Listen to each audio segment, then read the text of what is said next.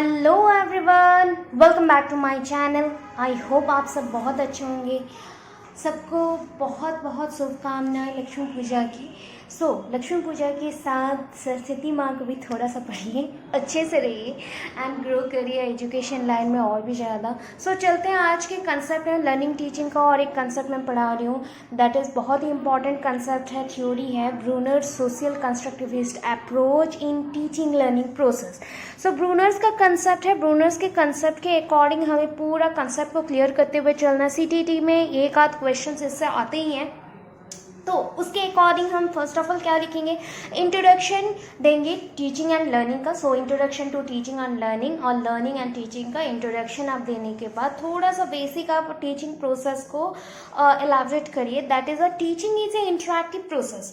We know that teaching is an interactive process by which a teacher has to interact with the student. That means the experienced person gives their knowledge to the unexperienced person. So that knowing less person को क्या देता है कि जो बच्चे जानते नहीं हैं या फिर हम लोग नॉलेज नहीं है, बच्चे हो एजेड हो जो भी हो, जिनको नॉलेज नहीं है अपने कंसेप्ट के अकॉर्डिंग, तो उनको अगर हम लोग नॉलेज दे दें या फिर हमें कहीं से नॉलेज मिल जाए तो दैट मीन्स वो टीचिंग प्रोसेस होता है।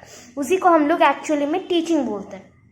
इसके बाद चलते हैं नॉर्मली हम लोग थोड़ा इंसाइट में, दैट इज अ लर्निंग क्या है, लर्निंग प्रोसेस क्या है। Learning is a continuous process and ये थ्रू आउट दी ना, starting from the starting day of birth से लेके एंडिंग डे, लाइफ का जो एंड होता है दैट मीन्स डेथ पीरियड तक ये कंटिन्यू चलते रहता है। इसका कोई डेफिनेट पीरियड नहीं है कि इसी के अंदर आपको पढ़ना है या फिर इसी के अंदर आपको नॉलेज लेना है। So it is a continuous process. Through learning a person is able to know various things about the life.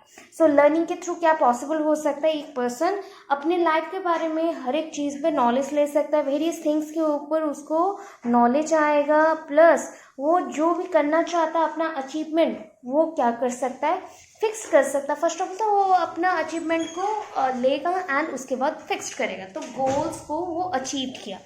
After that हम क्या चलेंगे, ब्रूनर्स के थोड़े हम क्या दे देंगे, उनके बारे में डिस्क्रिप्शंस दे देंगे।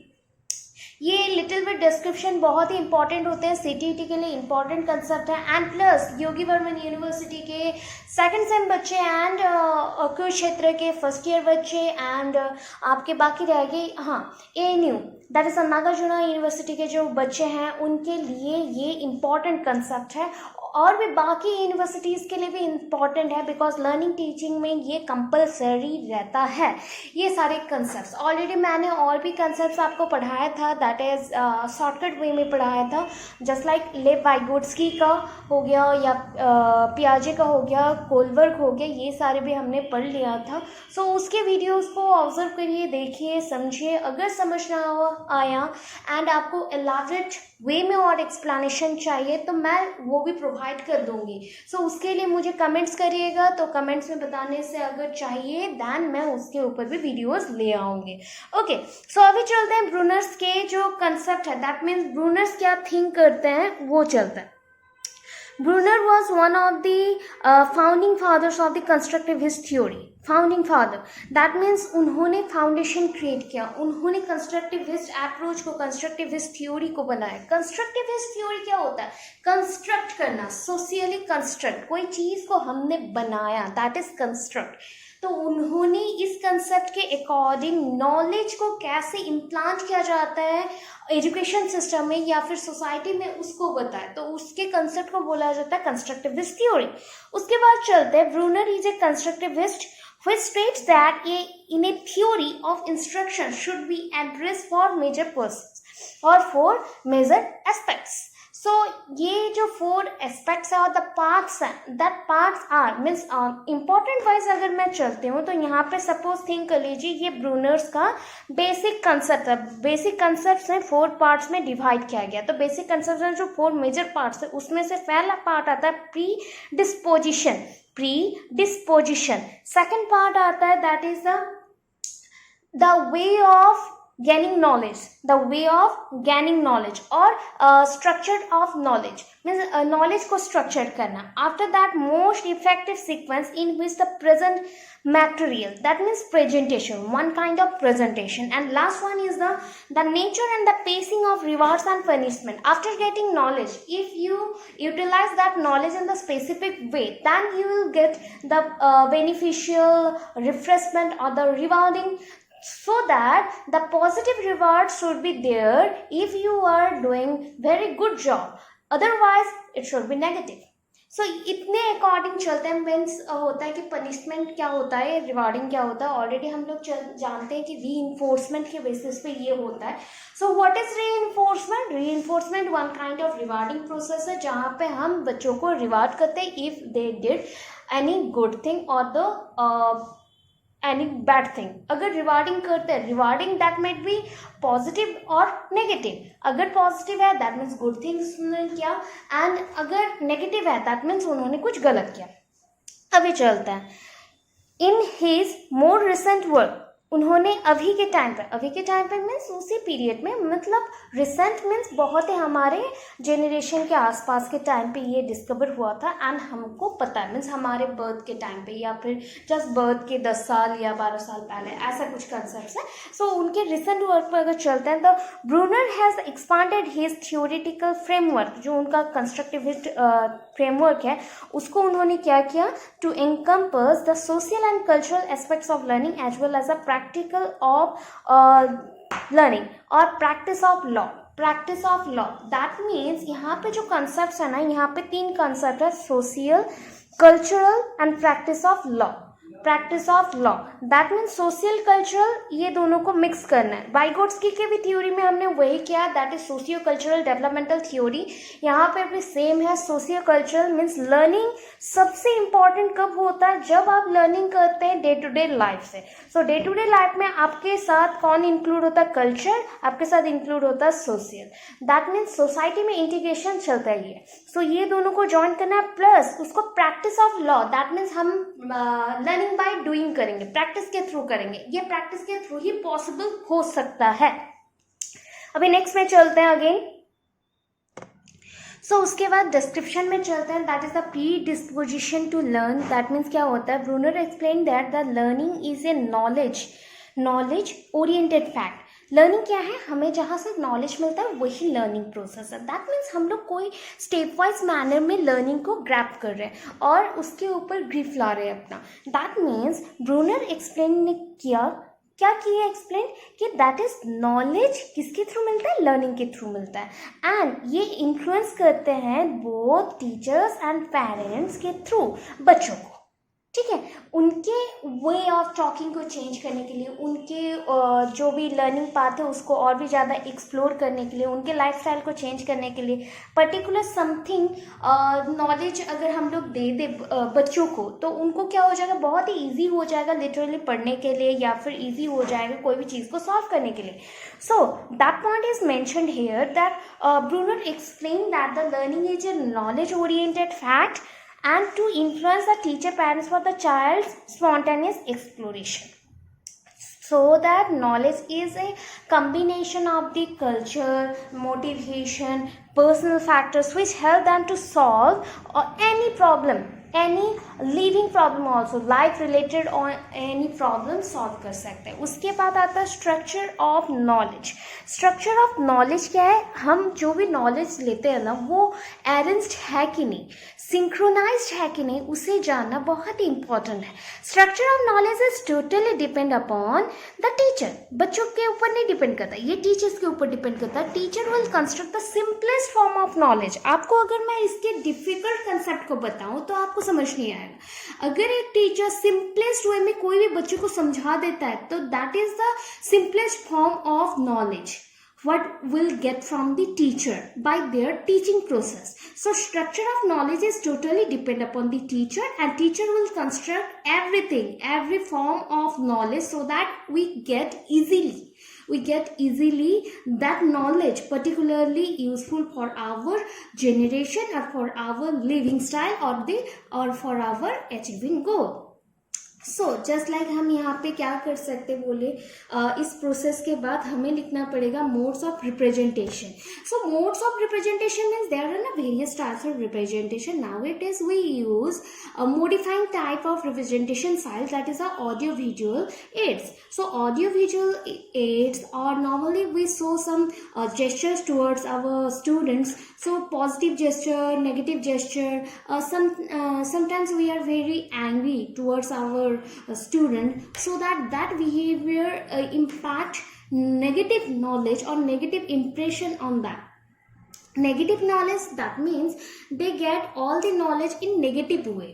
Okay, so visual words and symbols, ये इसको हम यूज करते हैं अपनी टीचिंग प्रोसेस में, एंड इसी के through structure of knowledge modified होता है. इसी के थ्रू आपको सारा इंफॉर्मेशन मिलता है. मीन्स एज ए स्टूडेंट हम लोग बच्चों को क्या देना चाहिए. एज ए स्टूडेंट अगर हम थिंक करते हैं कि बच्चे अगर स्टूडेंट है तो उन्हें क्या क्या मिलना चाहिए था, तो हम भी अगर एक स्टूडेंट जैसे थिंक करके फिर टीचर से गेन करते कोई भी नॉलेज को, दैन ये हमें पॉजिटिव वे में एक मोड्स बताएगा, एक पॉजिटिव एटीट्यूड देगा, जिसके थ्रू हम मॉडिफाई कर सकते हैं बच्चों के लाइफस्टाइल्स को एंड उनके प्रॉब्लम्स को, रियल वर्ल्ड जो प्रॉब्लम्स है, रियल टाइम प्रॉब्लम्स और इश्यूज को सॉल्व कर सकते हैं. उसके बाद लास्ट आता है इफेक्टिव सीक्वेंसिंग एंड कैटेगराइजेशन. जो भी नॉलेज आपको मिले ना, उसको हम लोग पहले तो टीचर का मेन रोल है कि वो ऑर्गेनाइज्ड कर देगा, सिंपल फॉर्म में उसको सेटअप करेगा. But effective sequencing will fit for every learner. That means there is a learning difficulties or individual differences between the all over the students. So out of 100 students, if you think that 50 students are able to learn very easily, but other 50 students are not able to get all the information from the knowledge or from your teaching, so what will happen to next? So we will teach them according to our basic mode of presentation and as per their needs. What is the basic needs or what they want to achieve in the future?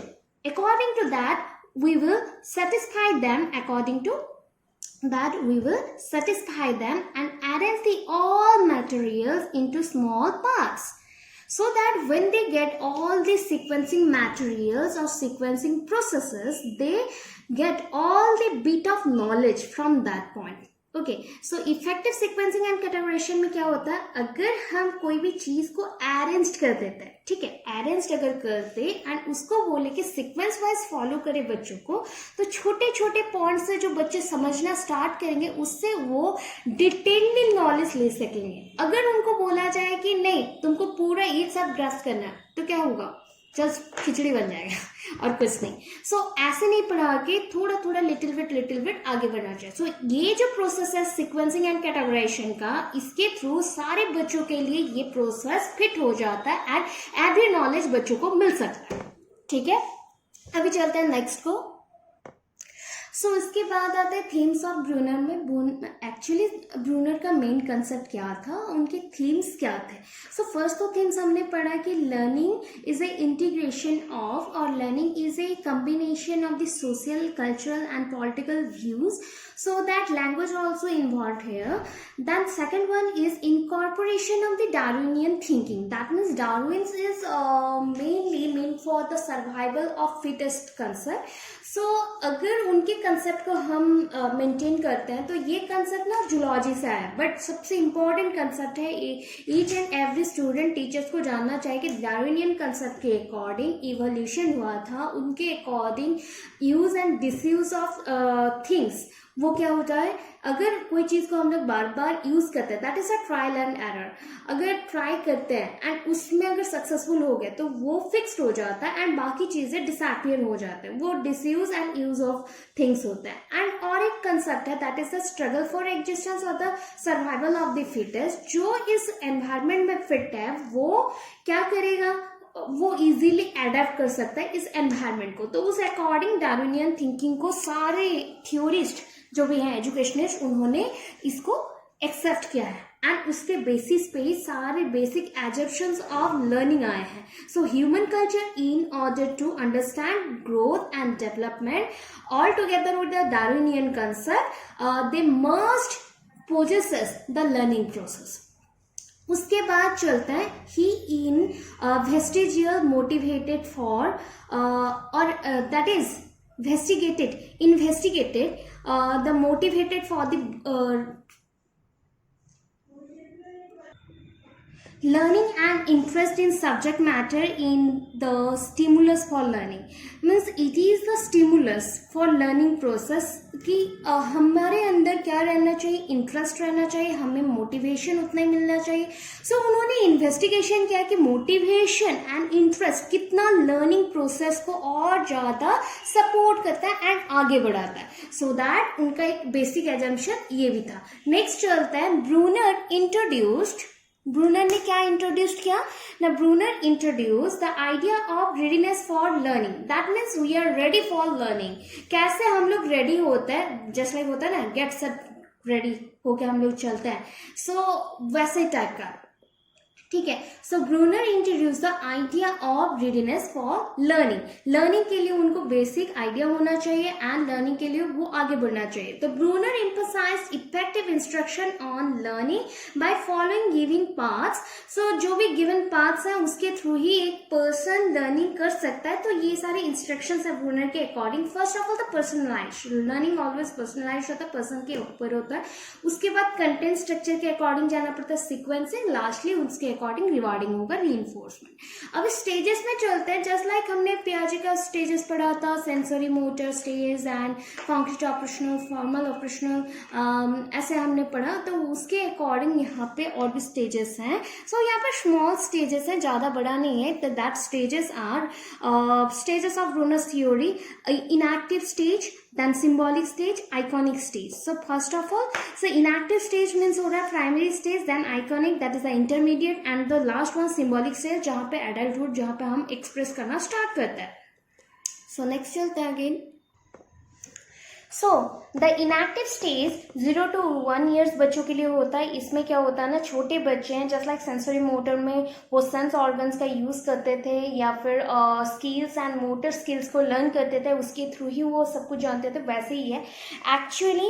Eight this stage a person और child knows about the world through the different objects and pyramids और pictures. छोटे बच्चे कोई चीज़ को कैसे जानेंगे, उनके शेप एंड साइज के अकॉर्डिंग एंड वो जो भी देख रहे विजुलाइज करे उसके अकॉर्डिंग. दैट मीन्स उनको डिफरेंट ऑब्जेक्ट्स, पिक्चर्स ऐसे दिखाया जाएगा, एम्प्टी बोटल्स को शो किया जाएगा, तो वो मेंशन करेंगे. हाँ, धीरे धीरे उनको पता चला कि इसके ऊपर क्या है, ये कौन सा शेप का है, ये किसको बोलते हैं, ये कैसा है, तो उसके ऊपर उनको नॉलेज आए. नेक्स्ट चलते हैं, हमारे पास है iconic stage. Iconic stage is the intermediate stage. तो ये कौन से एज ग्रुप के लिए है, 1 to 6 years के लिए ये स्टेज है. एंड ये स्टेज में क्या करता है, एक पर्सन और child knows about the various things through different visualization process. Visualization 1 से 6 years के बच्चे अभी के टाइम में, अभी के जनरेशन में बहुत ही ज़्यादा यूट्यूब फैमिलियर हैं. सो यूट्यूब देखते हैं, वो लोग म्यूजिक सुनना पसंद करते हैं, ड्राइंग करते हैं, वो लोग गेम खेलना पसंद करते हैं. तो टीवी, कंप्यूटर, यूट्यूब चैनल से जो भी सुन रहे हैं तो वो सारे हैं. टेलीफोनिक जो भी सर्विसेज है उसके थ्रू भी जा सकते हैं. एंड्रॉयड मोबाइल फ़ोन, स्मार्टफोन्स इसके थ्रू हो सकता है. सिम्बॉलिक में क्या होता है, ये थोड़ा डेवलप्ड हो गया, ये लास्ट स्टेज है, डेवलप्ड हो गया 7 years onwards. So this is where the information is stored in the form of code of symbol. Means हम लोग जो भी लैंग्वेज यूज करते हैं ना उसको बोला जाता है कोडिंग सिस्टम. हमारे लिए ह्यूमन लैंग्वेज होते हैं कोडिंग सिस्टम, एनिमल्स के लिए एनिमल लैंग्वेज होता है, उनके लिए कोडिंग सिस्टम. तो यहाँ पे हमें जो भी नॉलेज मिला ना उसको हम कोड करके रखते हैं. एक डेफिनेट उसके लिए लैंग्वेज होता है, उसको यूज करते हैं उसको एक्सप्रेस करने के लिए. So when we start learning language at this level, they use letters as a symbol, then words, then sentences, and lastly speak language or for interaction process. So यहाँ पे फर्स्ट तो क्या करेंगे, हम लोग छोटे थे तो 1-2 वर्ड सीख लिए, क्राइंग कर लिए, देन क्विंग कर लिए, देन बबलिंग एक वर्ड सीखना स्टार्ट किया, देन वर्ड्स बोलना स्टार्ट किया, देन वर्ड्स को गैदर करके सेंटेंस एक बोलना स्टार्ट किया, देन कंप्लीटली हम इंटरेक्शन प्रोसेस के लिए यूज करते हैं. इसको बोलते हैं verbal development. At the age of 2 years, minimum we learn 200 words, and at the age of 7 years, minimum we learn 2000 words. So ये difference आपको पता चलेगा कि कैसा change हो रहा है. तो conclusion में हम क्या लिखेंगे, तो all जितने भी लेवल्स है ना, all the above levels are important for development of IQ, because इसके थ्रू पहले तो हमने प्री डिस्पोजिशन किया, दैट मीन्स जो भी नॉलेज है उसको हमने एक डिस्पोजिशन सेपरेशन नहीं किया। हम बच्चों को नॉलेज देंगे, उसको एक्स्ट्रा एक्सप्लोरेशन के लिए एक टाइम देंगे, एक बेसिक एरिया देंगे जहाँ पे वो एक्सप्लोर करना स्टार्ट करें। उसके बाद नॉलेज को एक सिंपलेस्ट फॉर्म में स्ट्रक्चर देंगे, उसके बाद उसको यूज करेंगे कौन से फॉर्म में, दैट इज उसको रिवार्डिंग करना है लास्ट फेज में। रिवार्डिंग से पहले उसको जो भी प्रेजेंटेशन मोड्स हैं उसके थ्रू उसको समझाएंगे, अगर कोई भी इश्यूज आए तो उसके बाद लास्ट रिवार्डिंग करेंगे। तो इसके बेसिस पे ये सबसे इंपॉर्टेंट मॉडल है एजुकेशन सिस्टम में लर्निंग प्रोसेस के लिए, एंड सोसाइटी में ये सारा चीजों को इंटरेस्ट के साथ इंटीग्रेटेड करता है। दस Brunner's theory is widely acceptable, सबसे ज्यादा वर्ल्ड में ये एक्सेप्टेबल है, एक्सेप्ट किया गया है इसको, ठीक है। सो आई थिंक आपको ये समझ आया हो। एजुकेशनल इम्प्लीकेशंस भी है, बहुत ही इजी है। इसके according role of a teacher क्या होना चाहिए, तो रोल ऑफ ए टीचर, एक टीचर को एक अच्छा प्रेजेंटर होना चाहिए, दैट मीन्स वो नॉलेज जो भी इम्पार्ट करे सिंपलेस्ट फॉर्म में करे, एंड मोड ऑफ प्रेजेंटेशन बहुत ही इजी वे में होना चाहिए। उसके बाद है कि इसको अगर एजुकेशन सिस्टम में लाते हैं देन बेसिकली जो भी कैटेगराइजेशन प्रोसेस है एंड सीक्वेंसिंग प्रोसेस है उसको फॉलो करना चाहिए, अदरवाइज बच्चों को समझ नहीं आएगा। अगर वो गलत करे तो रिमीडियल टीचिंग में डालना चाहिए। अगर वो कोई भी चीज को समझना चाहता है, दैट मीन्स अगर आपको कोई चीज डिफिकल्ट लगता है तो आप क्या करते हैं, पहले उसको थोड़े थोड़े पार्ट्स में डिवाइड करते हैं, देन स्पाइरल लर्निंग के थ्रू आप जाते हैं, that is called spiral curriculum also. That means मैं साइड बाय साइड सारी चीजों को अपने मेन नॉलेज के साथ यूटिलाइज करते हुए चल रही हूँ एंड सारे प्रॉब्लम्स को सॉल्व कर रही हूँ। इतना ही कंसेप्ट है, ज्यादा और कुछ कंसेप्ट है नहीं। आई होप आज का वीडियो आपको समझ आया हो एंड नॉलेज आपको मिल गया हो। तो इसका मैं अभी टेलीग्राम में सेंड कर दूंगी सारे जितने भी नोट्स हैं। सो डिस्क्रिप्शन बॉक्स में अभी भी आपके टेलीग्राम लिंक प्रेजेंट है, सारे वीडियोस में डिस्क्रिप्शन बॉक्स में चेक कर सकते हैं आप लोग। सो वहाँ जाके टेलीग्राम ग्रुप में आप लोग ज्वाइन हो सकते हैं, टेलीग्राम चैनल जो हमारा है उसमें ज्वाइन हो सकते हैं। And new viewers please please please subscribe कर दीजिए हमारे चैनल को, सो दैट हमें भी मोटिवेशन ऐसे ही मिलते रहे एंड हम और भी न्यू वीडियोज़ ला सके आपके लिए। थैंक्स फॉर वॉचिंग, अगेन कल मिलता है।